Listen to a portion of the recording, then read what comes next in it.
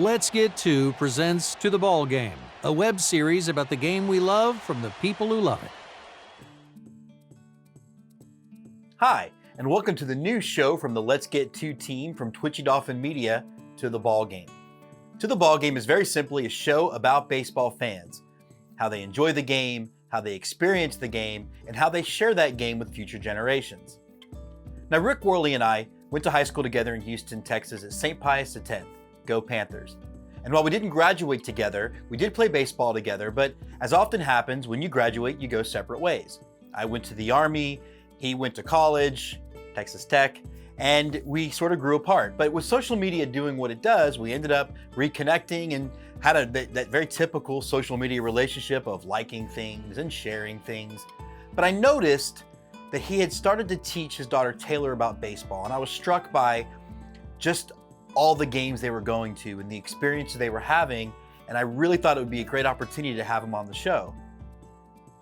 As often happens when you're doing something like this, the conversation you go in thinking you're going to have turns out to be something very different.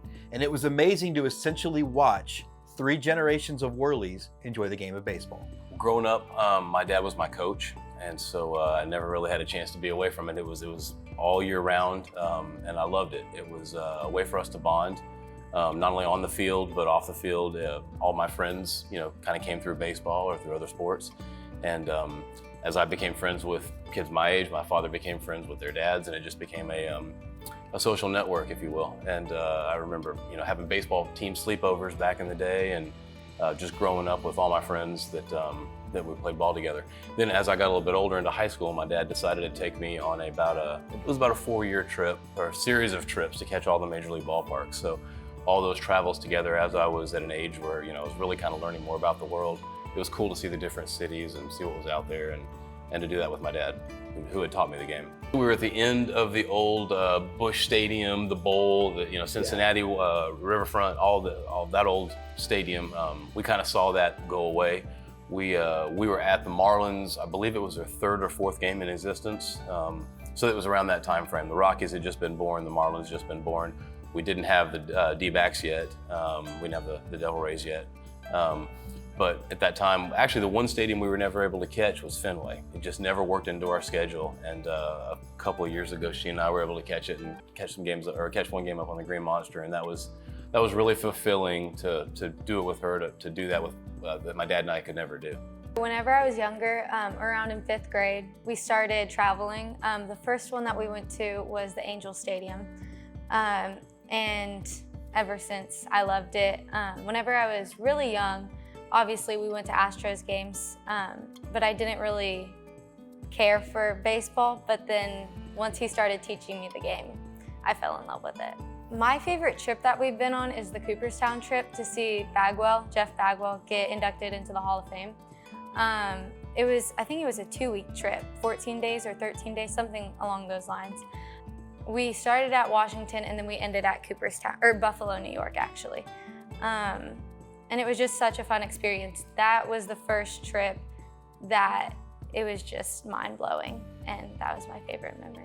This past summer, just going to the Midwest, just showing her the towns around the Midwest and driving back and forth, and we caught, 5 or 6 different cities. And what I love is that she's now able to say, oh, this looks like San Francisco architecture. Oh, this feels like when we were in Baltimore. This feels like this. She can actually tangibly understand the different, feel, the different cultures around our country. And that's why I love to do it. We'll do baseball, but we also make sure that we do things on the side. Whenever we go to a city, we find something that's neat, that's unique to that. Like, for example, the big Noah's Ark thing outside of Cincinnati. If you haven't gone to see that, you should go to see that. It's pretty amazing. But just things like that, to where she'll always remember that, oh, on that ballpark we did this, or we saw Neil Armstrong's birth town. We didn't even mean to. We just stopped to use the restroom. It turned out this is where Wapaka, this is where Neil Armstrong is from, and we ended up spending 6 hours going to the museum that day. So those are the things that you can't plan, you can't buy, you just got to go experience it. And baseball is a way to do that. It's a common tie. So you and I joke with my wife all the time, because she's younger than both of us, that we have likely more road in the rear view than we do through the windshield. So I know that you know what this means, the memories that you're making with, are you cognitively aware of it, Taylor? this is something that I'm gonna get to tell my kids about, the time that with me and their grandfather did all of this stuff. Are you aware of that yet, or are you just along for the ride? I think both. Also, what I think reminds me of that is he tells me all the time about how him and my grandfather Pops, they would always go and travel. They would ride a lot and they would go to different hotels, stay, and it's really cool because it just travels along with you and you get to look back. Well, and it documents our life together as she and I have grown as a daughter and a dad, that, I can look back to pictures 4 or 5 years ago and you can see her there and see her all the way to here, different stadiums or whatever, but you see not just her growth, but just think about all the time that passed and the memories that we made there. And then one season she played softball and I coached her, and I think that really drew into focus how tough it is to hit a pitched ball, and how tough it is to catch a ground ball when it's coming screaming at you on the ground. And then having that experience to really tie into, wow, that was just Little League softball, not what these guys are doing. It's that much more, right, impressive. That was really a good experience for her to have. I love Camden. Camden was a really cool park. I think the most impressive to me was Kansas City, because it was so open and it was beautiful. They had waterfall. They had this really cool waterfall in outfield. Obviously, Fenway was really cool as well, just because it's one of the oldest ballparks. So I do want to ask the question that now is going to plague Astros fans forever. But let's go back before we get to where we are. We survived, you and I survived. I mean, I still get triggered when I hear the word Atlanta Braves, because we have all of those years in the 90s where some of the most likable ball players, Jeff Bagwell, Craig Biggio, finally get, Luis Gonzalez gets his World Series with the Diamondbacks. So many close calls. I don't know about you, but even in the 05 World Series, I was always so excited that we were there that it was over before I know it. So we finally get 17. You guys are now doing this thing.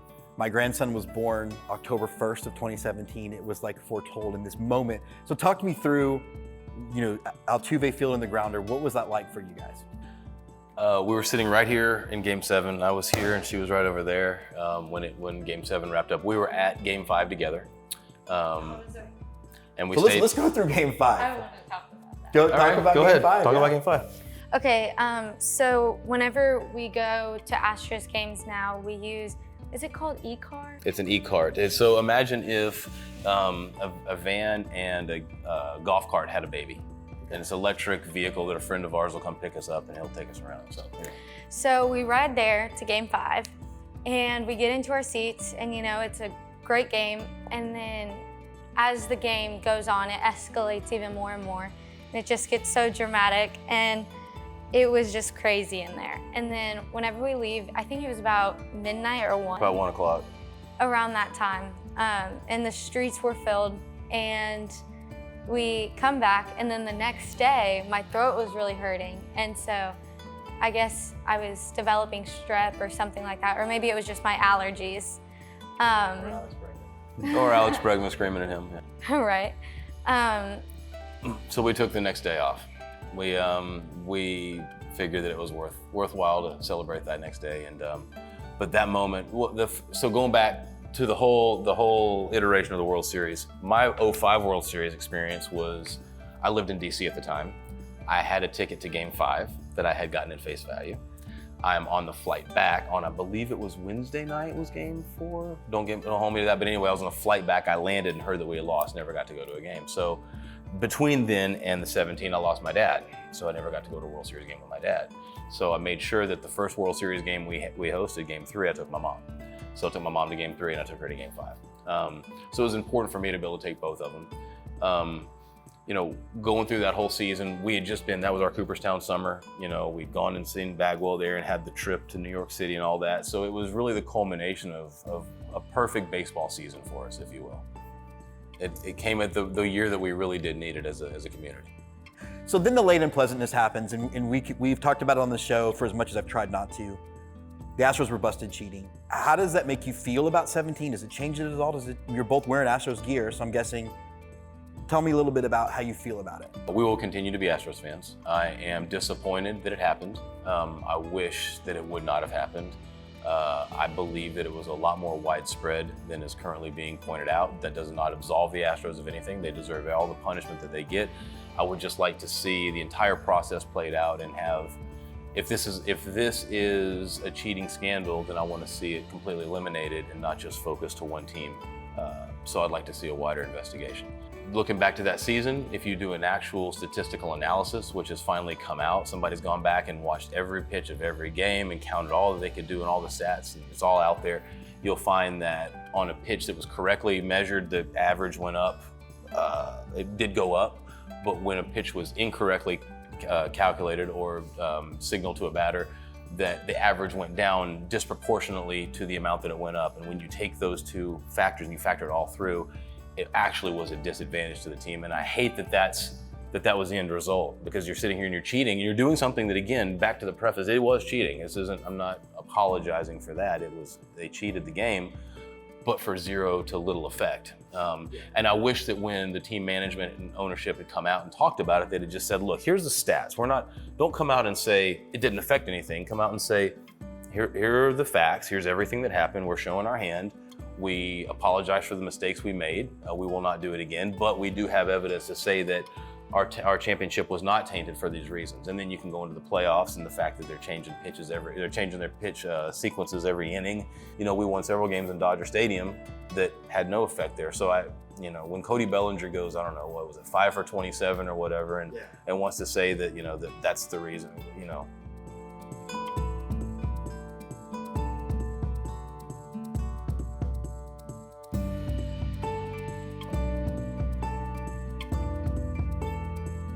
The balls were signed when my father passed.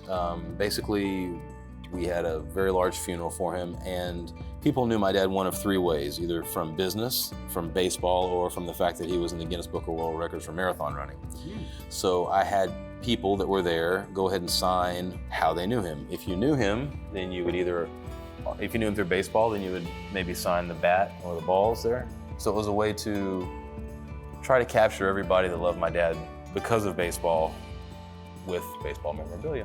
The mitts, you got his here on the left, was my dad's. I love that there's no need for an area code at the beginning. He had his, True. and as silly as this may sound, he's been gone 10 years. I only have so many things with his handwriting on them. So that's one, and it was really neat. There's her glove from when she played. So it's pretty cool playing catch using his glove sometimes. And then here's my first baseman's mitt from high school when you and I played together. So just kind of 3 gloves for the 3 generations. So thank you for joining us for the series premiere of To the Ballgame. It was originally actually supposed to be episode 3. Episode 1 was supposed to deal with spring training. Episode 2 was supposed to be about my friend Ken Robertson and his son Matt, the baseball traveler. You've heard him on our show before, but Corona happened. And so even though it took us a little while to get this one out, we're really excited to share it with you now, particularly where everything seems a little negative and maybe a little positivity could go a long way. But until then, keep checking out our regular web series and podcast. And until next time, let's get to